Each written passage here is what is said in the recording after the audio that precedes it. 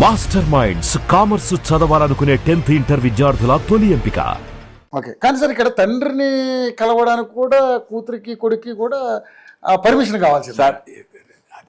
ఆయన పద్ధతి అట్లా సార్.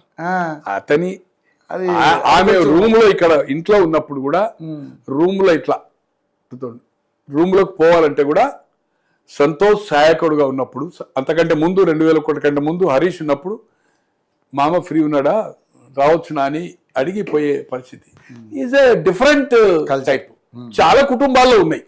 ఈవెన్ వీళ్ళు అమెరికాలో చదివేటప్పుడు ఉద్యమం స్టార్ట్ కాకముందు 2001 తెలంగాణ ముందు డిప్యూటీ స్పీకర్ గానా ట్రాన్స్పోర్ట్ హాలిడేస్ లో వస్తే 15 రోజుల కోసం వెకేషన్కి వచ్చింది. ఏ ఒక్క రోజు లంచ్ డిన్నర్ కానీ బ్రేక్ఫాస్ట్ ఏంది మీ చదువులు ఎట్లు ఏం సంగతి అనేది ఒక 15-20 నిమిషాలు వాళ్ళతో కూర్చుని మాట్లాడే ఇన్సిడెంట్స్ లేవు. చివరకు వాళ్ళు కళ్ళకు నీళ్లు తెచ్చుకొని వాళ్ళ అమ్మతో మాట్లాడి ప్రీపోన్ చేసుకొని పోయిన ఇన్సిడెంట్స్ ఉన్నాయి. కవిత కానీ కేటీఆర్ కానీ.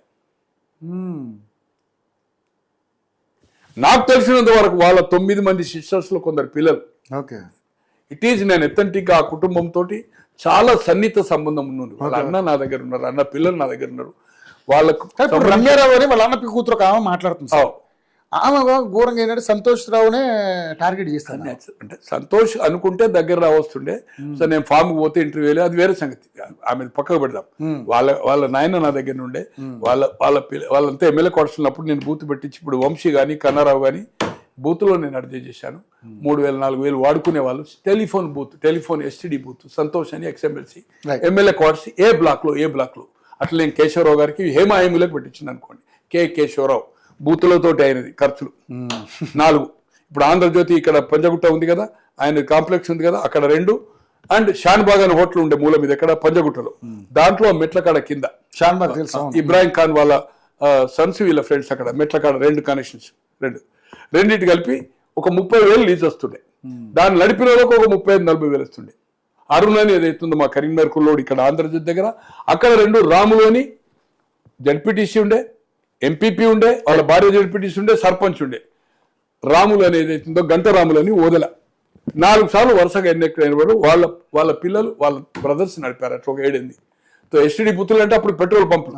సో అలాగే ఏదైతుందో ఆయన పరిస్థితి ఏదైతుందో, ఆమె ఏదైతుందో, ఏది ఏమైనా సఖ్యతగా వాళ్ళు ఒక దగ్గరికి రావడం అనేది అంత ఈజీ కాదు.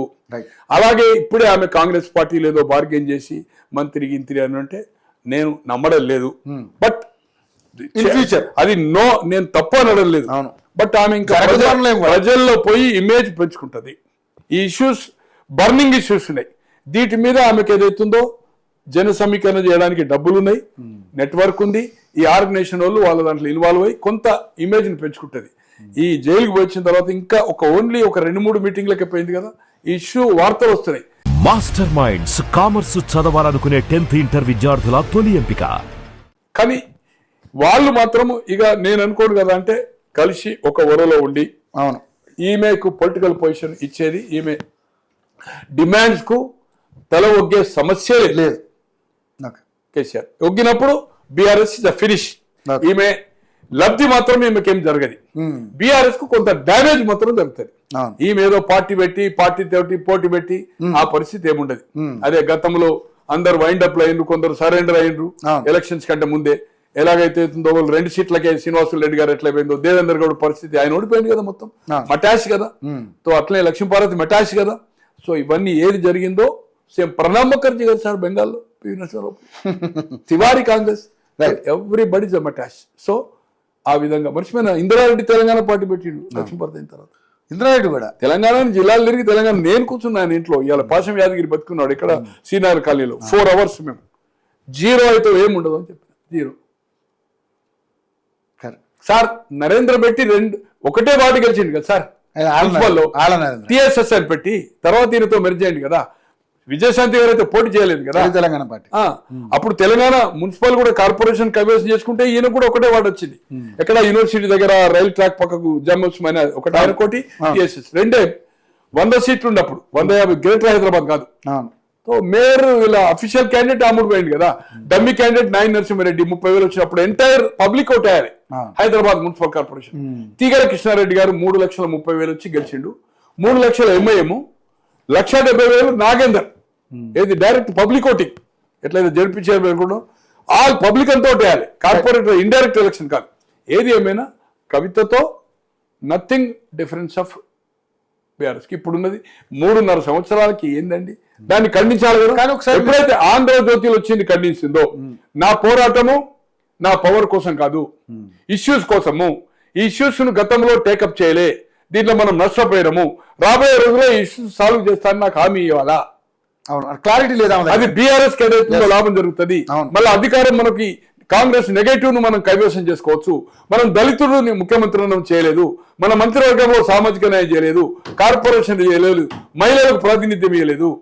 ఇవి రాబోయే రోజులు ఇవ్వకపోతే మన పార్టీ అభివృద్ధి ఉండదు అనేది అవి సూచనలు చేస్తున్నాను. దానికోసం నా డిమాండ్ అని అంటలేదు కదా. ఈ ఆర్గనైజేషన్ కి ఏదైతుందో ఒక సెల్ పెట్టండి, నేను ఏదైతుందో దానికి మానిటరింగ్ పెట్టండి, నాకు ఆ పొజిషన్ ఇవ్వండి. ఈ కులగణ ప్రకారం ఏదైతే దీనికోసం మనం కూడా టీఆర్ఎస్ పోరాటం చేద్దాము. మనం ఎంజాయ్ చేసినాము, 10 ఏళ్ళు అధికారంలో ఉన్నాము, మన కుటుంబం బాగుపడ్డాము. బట్ సామాజిక తెలంగాణ జరగాలి, భౌగోళికం కాదని. ఇటువంటి కోసం నా డిమాండ్ కోసమే నా తండ్రితో లెటర్ ఎక్కడ కనిపిస్తుందా? ఆమె నాదేంటి, నా పరిస్థితి ఏంటి, నా ఆర్థిక పరిస్థితి ఏంటి సంపాదించింది. మాస్టర్ మైండ్స్ కామర్స్ చదవాలనుకునే 10th ఇంటర్ విద్యార్థుల తొలి ఎంపిక